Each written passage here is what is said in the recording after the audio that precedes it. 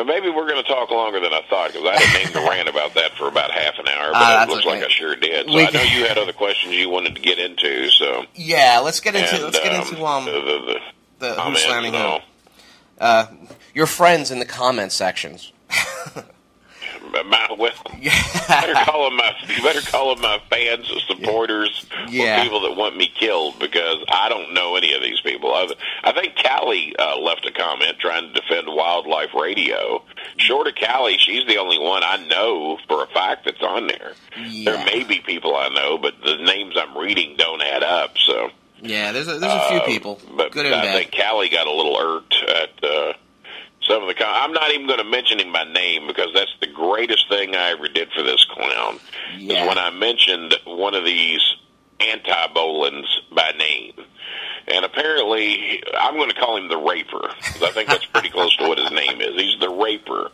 And apparently the Raper sits around in his mother's basement with no job, on unemployment, and has access to his mom and dad's computer, probably in his late 30s, early 40s, and I'll almost bet you on this, and gives his opinion about what goes on in the wrestling business, and what's true and what's not, and whether what I say is true or what's not. And when I acknowledged him by name last week, that was the worst thing I could have ever done, and the best thing I ever did for the Raper. And the Raper knows who I'm talking about, and I hope that if anybody else wants to figure it out, it's up to them. But I think the Raper should be closer to what this person's name ought to be, because he is apparently fascinated by kiddie porn. He is apparently fascinated by the fact that Jim Cornette may or may not have had his way with a little boy, or tried to, in Atlanta, Georgia, be it 13, 15, 20 years ago, however long it was. This kid, Christian, tried to protect himself by changing his name, by changing some dates, to where people couldn't figure out who he is. And Raper had a problem with it. Raper wanted exact facts and exact dates, probably as to where he could go to a bathroom and find him a little boy somewhere. Yeah. So he's a sick little pervert. He's got problems. He needs to get a job. Because from what I understand, what people have been telling me on the comment section, he's available 24/7, which tells you he doesn't have a job. Well, you know what? I don't have a job either, because I do what I love for a living. I've been in the wrestling business for 22 years, 13 years here in the Louisville area. And people pay to see me, and I never dreamed that would ever happen in my wildest dreams. And I'm going to talk a little bit about the Bolin Foundation here in a little bit, because there's people wanting to know more about that, how they can get involved, what exactly do I do, what expenses am I out. And like I said, you people out there, you do not know me. You have no clue. You know the guy you see on television. The Kenny Bolin that is out in the public, in the community, yeah, he's still that guy, but there's another part of the guy that you'll never see on television. And I'm going to divulge some of that for the first time here today on Wildlife Radio. And you keep me posted on time, because I want plenty of time to make it clear as to what the Bolin Foundation is about. No problem. Will do. But first, I have a couple clips here for you from your podcast on whoslammingwho.podomatic.com, Bolin Alley. Right. This first clip is you're commenting on the comments. I guess you finally heard about what was going on, and this is what you had to say about it.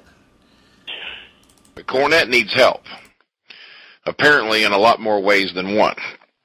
And apparently, a lot of you fans out there, and or wrestlers, and apparently one out there particular called the Ripper, who's trying to lead. From what I was told, I set the record this week for the most negative comments ever, not only in a week. They said that you could take any monthly total of comments, and that I have broken the record for the all-time total of negative comments of people upset about what I've said, people that disagree with what I've said, people that think I'm lying, and that want me off the air. They want me taken off Who's Slamming Who. Now, out of the 40 or 50,000 listeners that we have, we're speaking about a mere 50 or 60 people here that took the time. And I know that only 3, 4, or 5 people normally leave a comment on each person's segment, if that.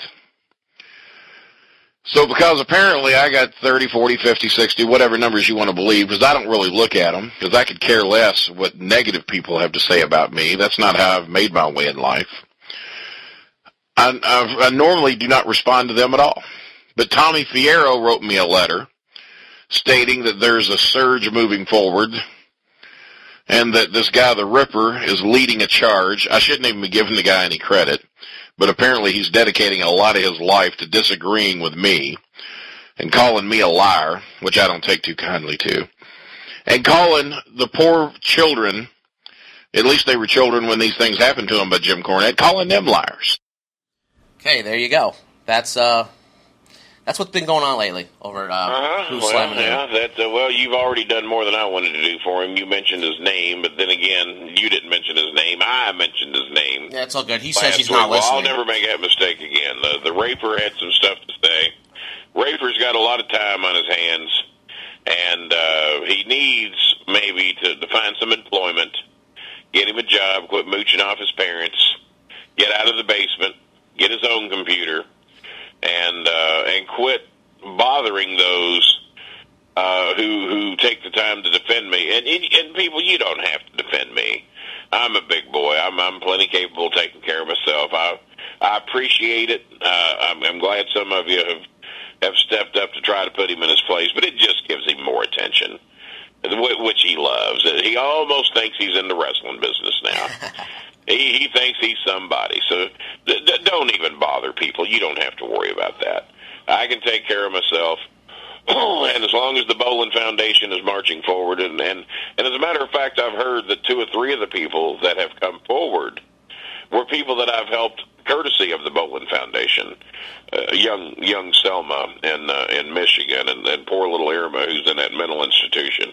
I think she gets an hour of internet access a day, and she had found out some of the horrible things that had been said about me, and it had upset her. Christian had written me a letter and said how upset he was.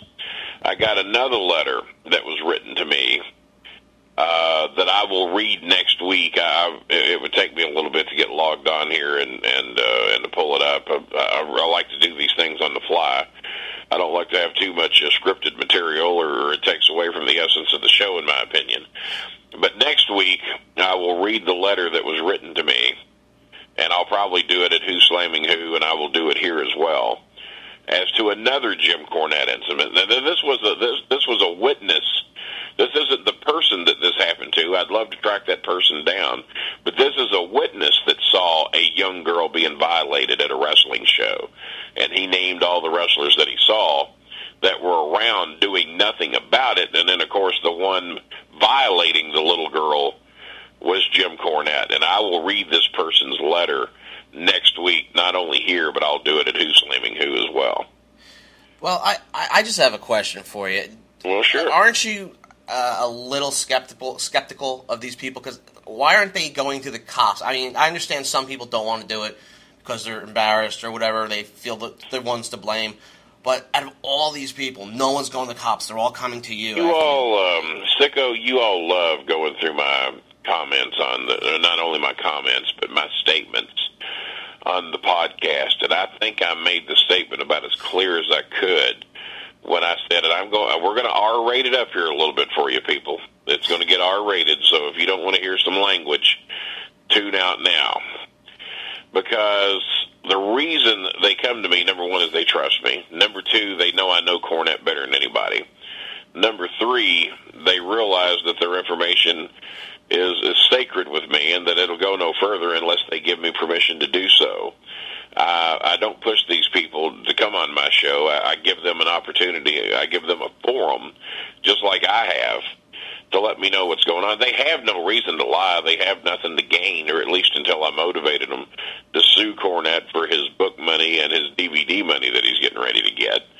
But the statement that I made that I think should have made it clear for everybody is that if you were a big fan of William Shatner and you asked William Shatner for an autograph in a bathroom stall because you thought you would never ever see him again, and then when William Shatner asked you to bend over the sink so he can sign an autograph, which you think is going to be on your back, and then all of a sudden you feel pressure on your buttocks area, and then you feel two hands on your shoulders because William Shatner is trying to fuck you up.